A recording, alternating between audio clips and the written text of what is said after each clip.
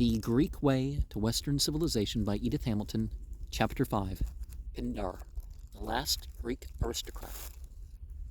Pindar astounds, says Dr. Middleton, an egoist, but Homer brings the more sustaining cup. One is a fountain of prodigious ascent, the other the unsounded purple sea of marching billows. The problem anyone faces who would write about Pindar is how to put a fountain of prodigious ascent into words. Homer's unsounded purple sea is in comparison easy to describe. Homer tells a great story simply and splendidly. Something of his greatness and simplicity and splendor is bound to come through in any truthful account of him. The difficult thing would be to obscure it completely. The same is true of the tragedians. The loftiness and majesty of their thoughts breaks through our stumbling attempts at description, no matter how little is left of the beauty of their expression. Even translation does not necessarily destroy thoughts and stories. Shelley's poet, hidden in the light of thought, singing hymns unbidden, till the world is wrought to sympathy with hopes and fears it heeded not, could be turned into another tongue without a total loss. But this kind of poetry is at the opposite pole to Pindar's. Hopes and fears unheeded by the world he lived in were never his. The light thought shed no glory of new illumination upon his mind. Such thinking as he did went along conventional, ready-made channels, and could have moved no one to sympathy except the most stationary minds of his day. Nevertheless, he was a very great poet. He is securely seated among the immortals, and yet only a few people know him. The band of his veritable admirers is and always has been small. Of all the Greek poets, he is the most difficult to read, and of all the poets there ever were, he is the most impossible to translate.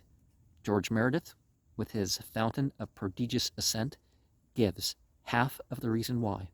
So too does Horace, who paints essentially the same picture of him, like to a mountain stream rushing down in fury, overflowing the banks with its rain-fed current. Pindar's torrent of song sweeps on resistless, deep-voiced. Tremendous are by a mighty wind he is borne skyward, where the great clouds gather. Pindar is all that. One feels life abundantly within him, inexhaustible spontaneity, and effortless mastery over treasures of rich and incomparably vivid expression. The fountain shooting upward, irresistible, unforced, and beyond description. But in spite of this sense he gives of ease and freedom and power, he is in an equal degree a consummate craftsman, an artist in fullest command of the technique of his art, and that fact is the other half of the reason why he is untranslatable. His poetry is of all poetry the most like music, not the music that wells up from the bird's throat, but the music that is based on structure, on fundamental laws of balance and symmetry, on carefully calculated effects. A Bach fugue, a Beethoven sonata or symphony. One might almost as well try to put a symphony into words as to try to give any expression of Pindar's odes by an English transcription. We ourselves know little about that kind of writing. It is impossible to illustrate Pindar's poetry from English poetry. Meter was far more important to the Greeks than it is to us. That may seem a strange assertion. The rhythmic beauty and lovely sound of the verse of countless English poets is one of the characteristics we think most of in them. Even so, it is true that the Greeks thought more of metrical perfections. They would have in their poetry balanced measure, answering measure, cunningly sought correspondence of meaning and rhythm. They loved a great sweep of varied movement, swift and powerful, yet at the same time absolutely controlled. The sound is beautiful in bare ruined choirs where late the sweet birds sang, and under the glassy, cool, translucent wave. Nevertheless, Shakespeare and Milton are painters with words more than they are master craftsmen in metrical effects. A poem is the very image of life, Shelley said. No Greek poet would have thought about his art like that, hardly more than Bach would about his. The English-speaking race is not eminently musical. The Greek was, and the sound of words meant to them something beyond anything we perceive. Pindar's consummate craftsmanship, which produces the effect upon the ear of a great sweep of song, cannot be matched in English literature. The only part of the Bible that sounds better in English as a book is the book of Revelation, because the Greek writer wasn't very good.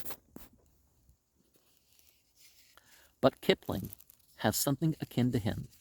The swift movement and the strong beat of the measure in some of his poems come nearer than anything else we have, if not to Pindar himself, at any rate to what an English reader, unversed in the intricacies of musical composition, can get from him. Compare. That night we stormed Valhalla 1,000,000 years ago. With the two lines just quoted from Shakespeare and Milton, and Kipling's characteristic speed of movement and strength of stress become evident. Pindar could be as stately as Shakespeare and Milton on occasion. He could do anything he chose with words, but the measures he preferred have the sweep and lift Kipling shows so often. Follow the Romany pattern. Sheer to austral light, where the besom of God is the wild south wind sweeping the seafloors white. The Lord knows what we may find, dear lass, and the deuce knows what we may do. But we're back once more on the old trail, our own trail, the out trail. We're down, hull down, on the long trail, the trail that is always new. Now the austral, that's the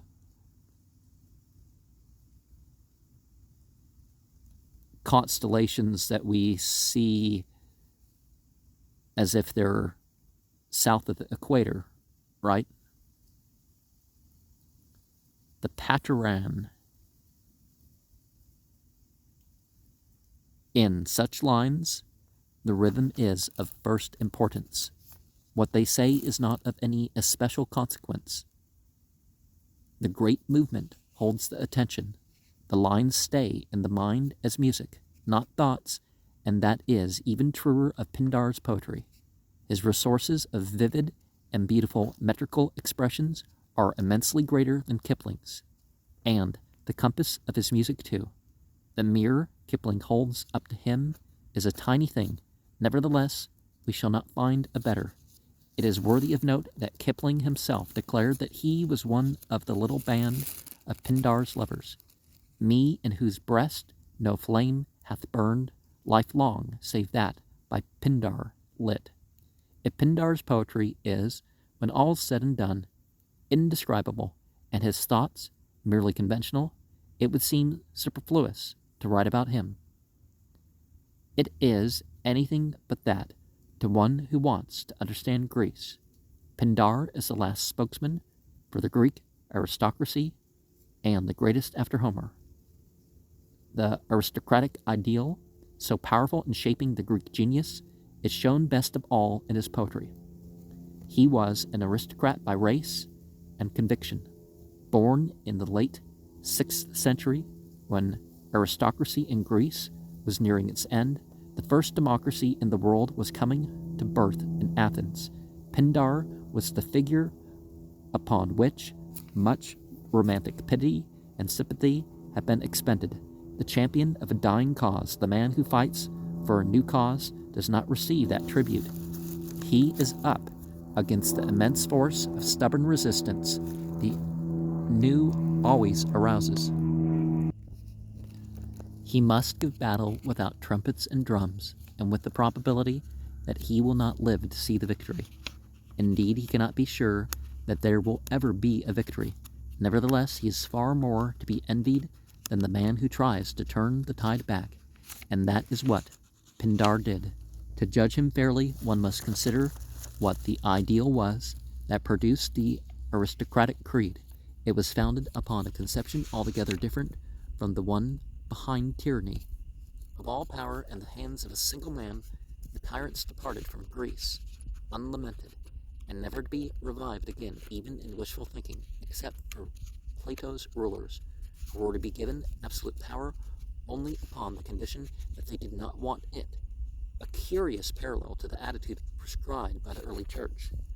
A man appointed to the episcopacy was required to say, perhaps still must say, forms live so long after the spirit once in them is dead.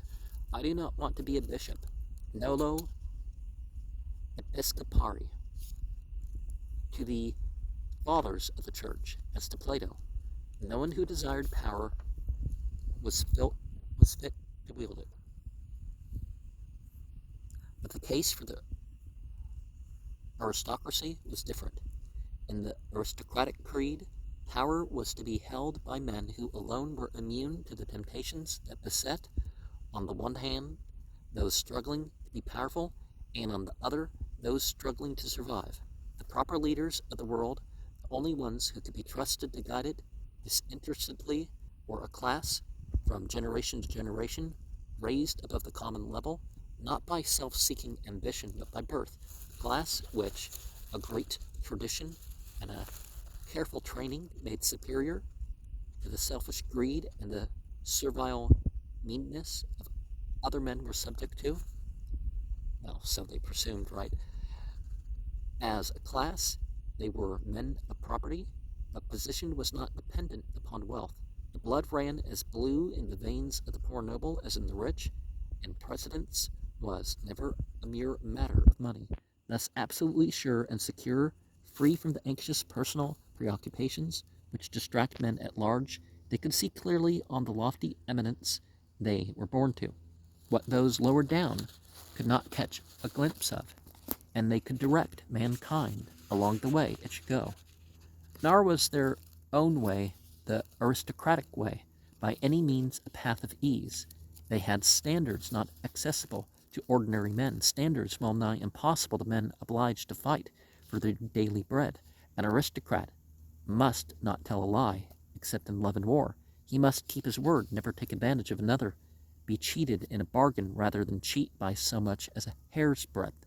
He must show perfect courage, perfect courtesy, even to an enemy, a certain magnificence in the conduct of his life, a generous liberality as far as his means could be stretched, and he must take pride in living up to this severe code.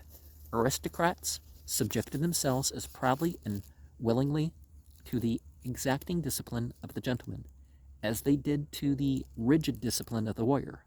High privilege was theirs, but it was weighted by great responsibility. The burden of leadership lay upon them. They must direct and protect the unprivileged. Nobility of birth must be matched by nobility of conduct. This was the creed of the aristocracy. Theoretically, it is impeccable. Men placed by birth in a position where disinterestedness was easy were trained from childhood to rule other men for their greater welfare.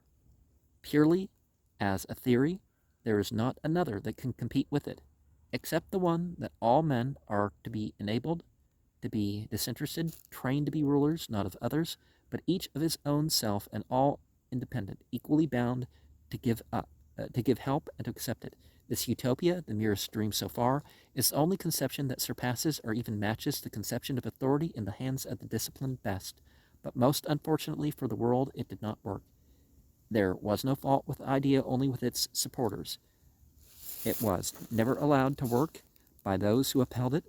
That is beyond dispute to us today. From the first moment that we catch sight of it in history, it is a failure. Class privilege has become class prejudice. If it had ever been anything else, inherited power creates a thirst for acquiring more power. Nobility of birth has no connection with spiritual nobility. The aristocrats always failed every time they had their chance. Their latest embodiment, the English House of Lords, endowed by birth with all the best the world could give, power, riches, reverential respect,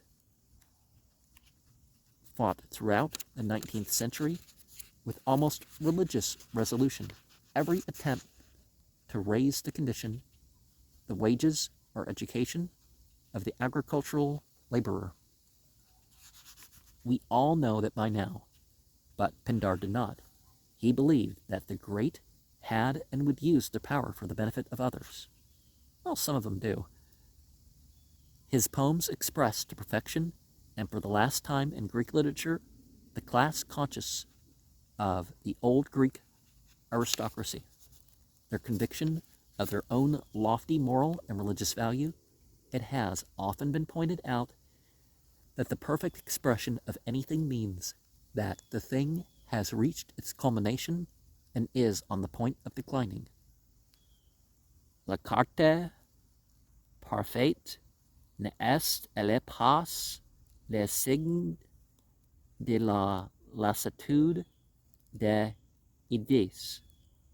The statue of the young man throwing the discus, the charioteer at Delphi, the stern young horseman, the Parthenon frieze, and the poetry of Pindar all show the culmination of the great ideal Greek aristocracy, inspired just before it came to an end, physical perfection which evokes mysteriously the sense of spiritual perfection.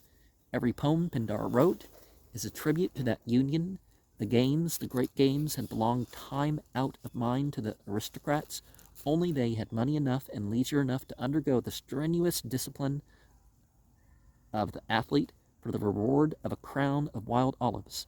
When Pindar lived, the bourgeoisie were beginning to take part in them, but professionalism had not yet come into being.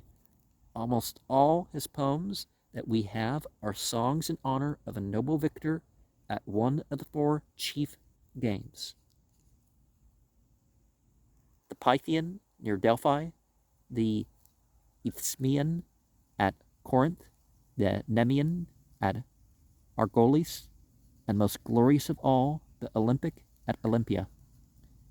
These triumphal odes are written in a way peculiar to Pindar.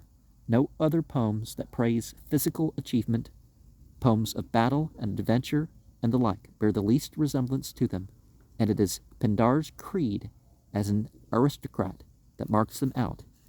Anyone who has not read him would expect his songs to center in the encounter he celebrates, to describe the thrilling scene when the chariots went whirling down the race course, or the light, flashing feet of the runners carried them past the breathless crowd. Our two splendid young bodies locked together in the tension of the wrestling match. Nothing light was at stake. A victory meant the glory of a lifetime. The soul-stirring excitement, together with the extreme beauty of the spectacle, would seem to give a theme fitted to the heart's desire of a poet. But Pindar dismisses all of it. He hardly alludes to the contest. He describes nothing that happened. A good case could be made out for his never having been present at a game. He sings praises to a victor, and he disdains to mention a detail of the victory. His attention is fixed upon the young hero, not upon his achievement. He sees him as the noble representative of the noble, showing in himself the true ideal for humanity. He sees him as a religious figure, bringing to the God in whose honor the game was held the homage of a victory won by the utmost effort of body and spirit. What did this or that outside event matter? The way a horse ran or a man, or the way they looked, or the way they struggled. Pindar was glorifying one who had upheld the traditions of the great past upon which all the hope of the world depended. In all his odes there is a story of some hero of old told with solemnity. The hero of the present, the victor, is pointed back to what men in other ages did, and so shown what men in future ages could do. Pindar gives him a model upon which to form himself and make himself fit to join the august company of the noble dead. Pindar, in his own eyes, had a mission to the world lofty enough to employ worthily the great endowments of genius and noble blood he had been born to. He was the preacher and the teacher divinely appointed to proclaim the glory of the golden past and to summon all the nobly born and the highly placed to live their own lives in the light of that glory. This was his great charge, and no man on earth, however powerful, could make him think himself inferior. He felt not the slightest degree of subserviency. He spoke to his patron invariably as one equal to another. So they were in his eyes. In point of birth, they were both aristocrats. In point of achievement, the glory of an Olympic victory did not surpass the glory of his poetry.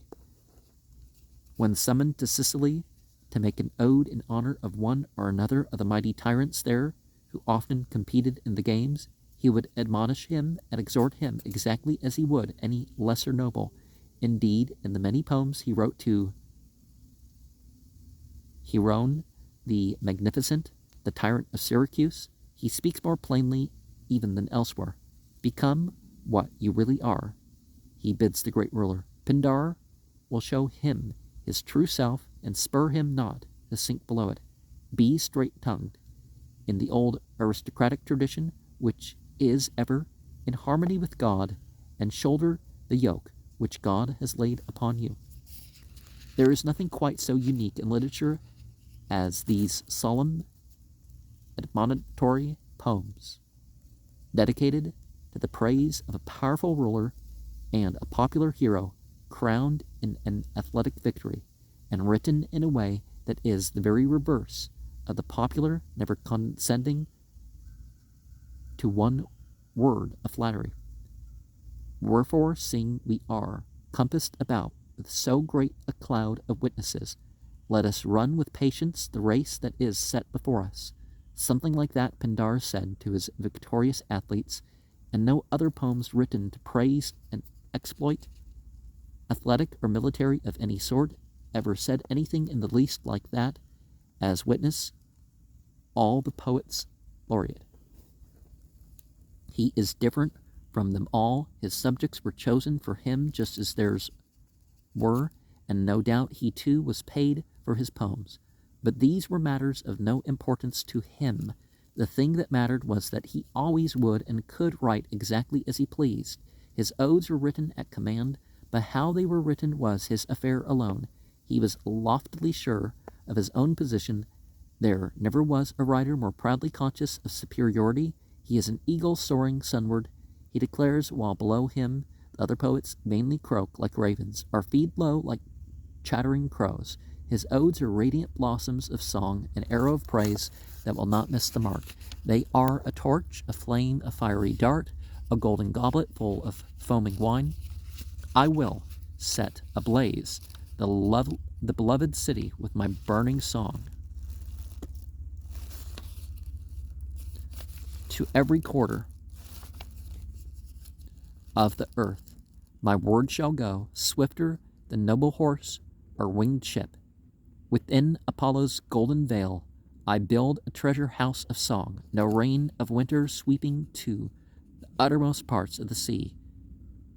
Upon the wings of the wind, no storm-lashed hurricane shall lay it low, but in pure light the glorious portal shall proclaim the victory. Such poetry proves its sublime descent. The power to write it, Pindar says, in many an ode, comes from God alone. It is no more to be acquired than noble blood by the baseborn. Can excellence be learned? Socrates was to ask the Athenians that question again and again in the latter day, but Pindar first propounded it, and his answer was no. Through inborn glory a man is mighty indeed, but he who learns from teaching is a twilight man, wavering in spirit. That is the ne plus ultra of the aristocratic creed, and so stated, it cannot be refuted. To us today, the theory of Aristocracy has almost ceased to be. The fact that there are aristocrats remains. Power of poetry or anything else comes to a man by birth. It cannot be taught in the public schools. Well, except it kind of can. The Greeks put Pindar with Aeschylus and Thucydides in the austere school of writing, the severe and unadorned. It seems a curious judgment in view of his power of rich and vivid expression, which is one of his most marked characteristics. But there is much truth in it. Pindar is austere, splendor can be cold, and Pindar glitters, but never warms. He is hard, severe, passionless, remote, with a kind of haughty magnificence. He never steps down from his frigid eminence. Aristocrats did not stoop to lies, and his pen would never deviate from the strict truth in praising any triumph. He would glorify a victor so far as he was really glorious, but no further. As he himself puts it, he would not tell a tale decked out with dazzling lies against the word of truth, only what was an actual fact, nobly praiseworthy, would be praised by him.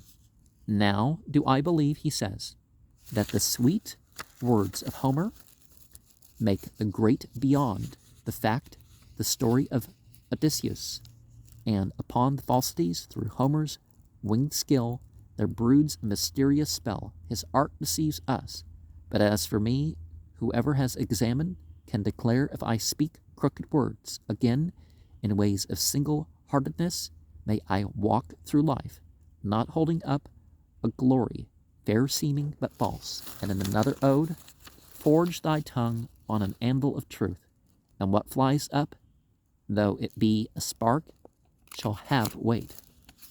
Nevertheless, also strictly in the aristocratic tradition, he would leave the truth unsaid if it was ugly or unpleasant, offensive to delicate feeling. Believe me, he writes, not every truth is the better for showing its face unveiled. He adds, that which has not the grace of God is far better in silence. The reserve which has always been held to characterize gentlefolk is stamped on everything he wrote. Well, mentioning evil for entertainment or just, to say stuff is not a good idea. It is fitting, he writes, for a man to utter what is seemingly and good. And in one way and another, the idea is repeated throughout the odes. Essentially, the same feeling makes him unwilling to touch with his pen the torments of the damned in hell, which so many great writers have loved to linger on. The joys of the saved, yes. Their boon is life forever freed from toil. No more to trouble earth are the sea waters with their strong hands, laboring for the food that does not satisfy, but with the favored of the gods they live. A life where there are no more tears.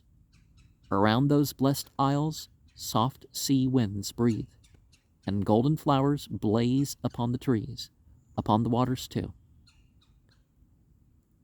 Now, one of the reasons of becoming favored, blessed, we would say, is that it benefits more than just oneself. But as for the others, those bear anguish too great for eye to look upon. A gentleman will not join the staring crowd. Neither Virgil nor Dante would have tempted Pindar to journey in their company. If Pindar had lived where he belonged by all his convictions and ideas in the 6th century or the 7th instead of the 5th, he would be that not uncommon figure among men of exceptional gifts, a man of genius, moving with the tide, and not great enough to perceive that the flow is feeble and the ebb is near. But Pindar's life was lived when the tide of Greek achievement was at its fullest flow. and he withstood it. Marathon, Thermopylae, Salamis, he had no part in them, nor in the exultant and solemn triumph the land felt when the Persian power was broken. Not an echo of these heroic events is in his poetry. His city, Thebes, did not join in the glorious struggle. She refused to help, and her poet took his stand with her. He acted as the aristocrats always act in the face of whatever threatens to disturb things as they are. He did not concede praise to the chief defender of Greece, Athens, in two famous lines: "O shining white and famed in song and violet-wreathed, fortress of Hellas, glorious Athens, city of God." But that was the utmost he could do for the new cause. What was dawning in Greece would give light to the world for all ages to come. But Pindar would not look at it. He kept his eyes fixed on the past.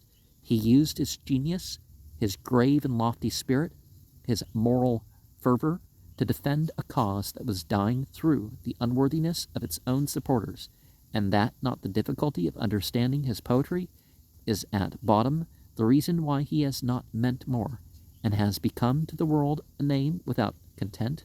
What has the man who is bent wholly on the past to say to those who come after him? Aeschylus, also an aristocrat, was able to discard the idea of being set apart by noble birth and become the spokesman for the new freedom after which Salamis leveled old barriers. His poetry is permeated with an aspiration toward a good never known before, and with insight into loftier possibilities for humanity than had ever yet been discerned. He saw Athens no longer divided into ruler and ruled, but the common possession of a united people. To compare the spirit with Pindar's is to see why, with all his great gifts, Pindar essentially failed. Aeschylus is greatly daring as the leader to new heights must be. Pindar is cautious and careful as the defensive always must be. Stay within safe limits, he constantly urges, but aristocrats must attempt nothing further if they are to keep what they have. He warns them solemnly not only against ambition, but against aspiration as well. It is dangerous. It tempts a man to stray from the old roads to the unknown. Be content, he tells the victor in the games. Seek nothing further. Man's powers are bounded by his mortality. It is sheer folly to think that can ever be transcended.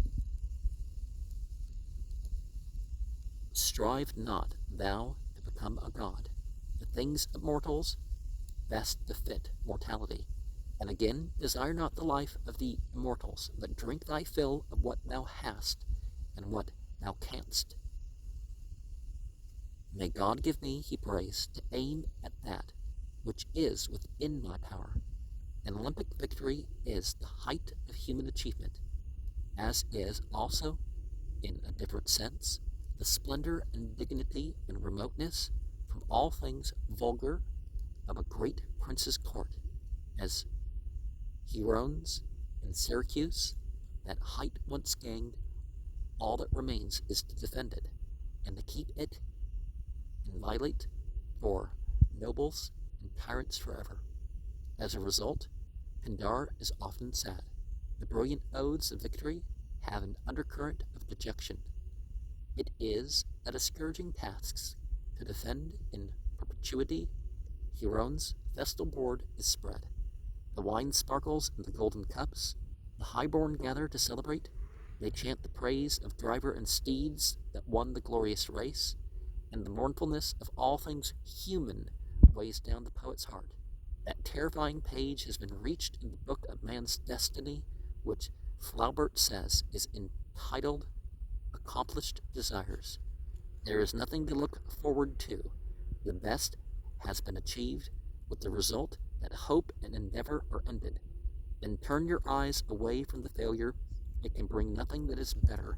It may bring much that is worse. The past alone is safe, and the brief moment of the present. This point of view has no especial distinction It is not profound, neither deeply melancholy, nor poignantly pathetic. It is hardly more than dissatisfaction, a verdict of vanities, all is vanity. Brief is the growing time of joy for mortals, and brief the flower's bloom that falls to earth shaken by grim fate. Things of a day. What are we and what are we not? Man is a shadow's dream. That is Pindar's highest contribution toward solving the enigma of human life.